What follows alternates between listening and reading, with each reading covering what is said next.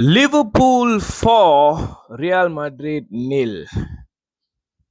Yes, I can hear you. Liverpool 1, Real Madrid nil. And Liverpool victorious in Anfield. And yes, you can ask me why did I say 4? Because if it's not for Thibaut Courtois, that is the scoreline that Liverpool would have destroyed Real Madrid yesterday. In fact, the goal shows as if it was a close game. It's just 1 nil. And for those who watch only the highlights, you missed a good game from Liverpool because I think by far this season, this is the best performance so far from the Reds. A beautiful performance. And I would like to start off with Arne Slot. Slot have actually changed his setup, his tactics, and in the Aston Villa game as well, we have seen him doing a lot of twitches, and then he didn't start words. He played Salah, and then he played Robertson, and that was also very crucial the way they played in Aston Villa, right? But today, Arne Slot decides to keep Florian Wirtz on the left, something that I actually spoke in my review, in my preview yesterday. Arne Slot decided to play Florian Wirtz on the left side and Robertson on the same side, and Soboslai, McAllister, Gravenberch. That midfield three is amazing, and the back line with Robertson now in, I think Milos Kerkez, he needs certain time to come back into the pitch because Andy Robertson, the way he is playing at the moment, he really looks like he is the one who plays in that 18-19 season when Liverpool won their Premier League trophy under Jurgen Klopp.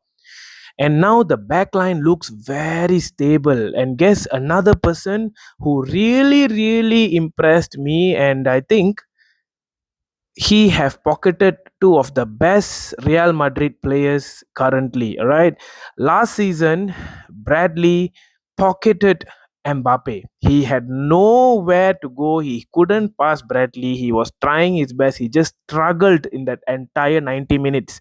And today, Connor Bradley pocketed Vinicius Jr. He was missing, guys. He was missing. He couldn't do anything. The moment Bradley is there, Vinicius either backs pass to the right back or he gets tackled and Bradley moves on. That was how amazing Connor Bradley was. Of course, one of the potential man of the match. I think he. I don't know, man. When it comes to this Champions League and Real Madrid and all, Bradley just steps up. I hope. I hope even though I'm a rival fan, right? That lad, that young lad, replacing Trent Alexander-Arnold, which I'll be talking about shortly, he deserves to start. And if he's going to play this way and how he played yesterday, I'm very sure he can be one of those biggest right backs in the Premier League, and he could even keep Frimpong out of the picture. He's that good.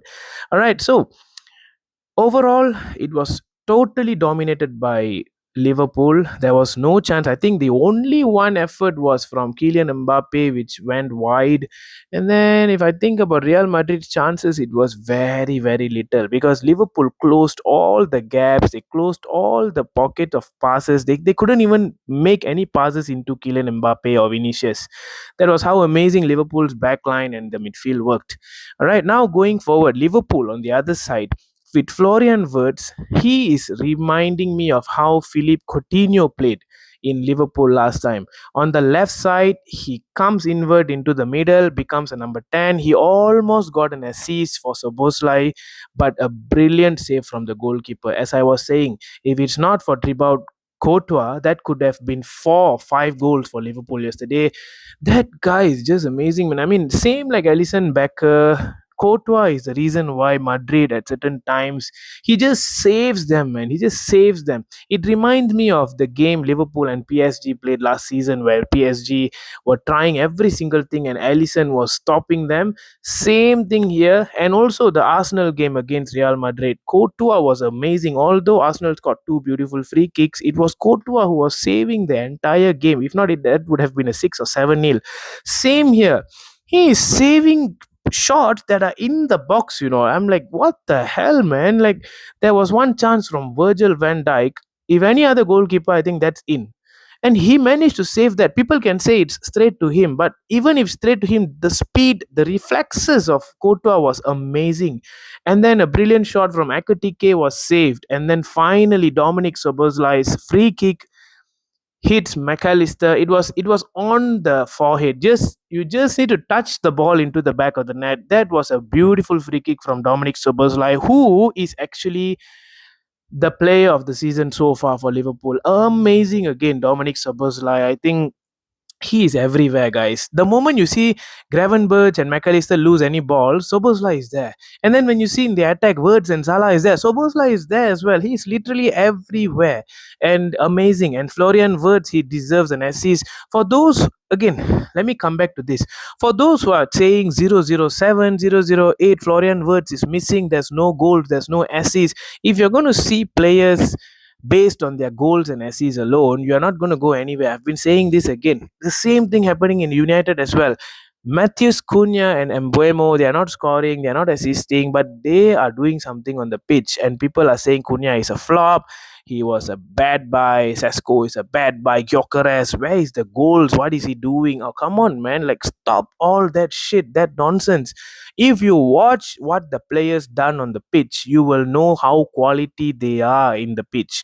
Like Gyökeres against with Arsenal the other day against Burnley.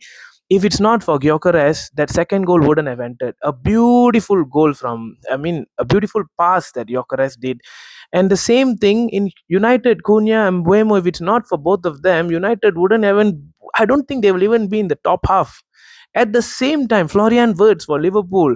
Yes, he's not scoring. Yes, he's not assisting. But can you imagine? He is a playmaker. And a playmaker, his job, his role is to make sure that he gives beautiful passes, assists, and all. But if the attacker or the striker does not finish his chances, it's no blame to Wirtz. Like yesterday, Soboslai, he could have finished that, but Courtois' amazing save. And then on the other day, I remember it was Wirtz against Frankfurt where he had an assist and it was finished. So that it's all depending on the striker certain times. So Wirtz was amazing. I think also again another beautiful performance. I think he deserves to start on the left. I think what Slot did yesterday was amazing. He really, really looks like Philippe Coutinho from the past, but then with a little more agility, with a little more talent than Coutinho. Let's see, because he's also drifting to the right, and then he also plays as a number 10. There was one part he shoulder budge Hoyson, and Hoyson was out of nowhere in the right side. Amazing performance. Another one, McAllister, finally looking like the Alexis McAllister from last season. Amazing again. The shortest guy on the pitch, I think, and he's got the header. Can you think about that? And then McAllister had a shot wide in the first half as well. I think he is also back to form. Hopefully he can maintain that level. Only person is Salah. I think Salah needs a little more time. Yes, he was also amazing yesterday. He managed to do certain thing. I think he also should have gotten an assist if Gakpo scored that. But Salah, I think he needs more. He needs more. He needs more game time. I think in another 2 games, 3 games, Mohamed Salah will be back. But overall picture, Liverpool finally look to be playing as a team. Virgil van Dijk and Konate at the back have been solid. Willie as well. He have been really, really leading the line at the back very well. And I think this Liverpool team now, as I said, 3 games: Aston Villa, Real Madrid, Manchester City. If they can beat and win all these 3 games, then Liverpool are very, very close. I wouldn't say they will win the title in the Premier League, but they will get closer. All right. So next up, Manchester City. That will be a huge, huge game with both teams need to get points. And Liverpool, kudos to them, man. I think they should have at least finished that game 4-5 nil. All right, now I'm coming to Trent Alexander-Arnold, who came in the second half about 70 plus minutes, and Anfield was booing him all along, man. Whenever he touches the ball, he gets booed, he gets booed, he gets booed. Well, for those people who are saying, why do you boo him, man? He's a legend. He scored, he wins 2 Premier League titles and stuff. Yes, all right, yes, of course you are right. But at the same time, can you imagine, you don't go to another rival club for free, which is what he did. And then when he went there, his first press conference was in Spanish, which indicates that he have been learning Spanish for at least a year or two. It's impossible for him to be so fluent in his Spanish language, right? So that indicates that he had to be a little rat to Liverpool fans as well. So yeah. Anyway, welcome back, Trent Alexander-Arnold, to Anfield, and you can see how big fortress Anfield has become, and even you couldn't do anything to save the game. Deserving win for Liverpool. Real Madrid was outclassed, and can you even imagine the quality between the Premier League and the La Liga? All right, in the La Liga, Real Madrid are undefeated. In La Liga, Real Madrid are a few points away in first place, but when they play Premier League teams like Arsenal, Liverpool, and all, they seem to struggle.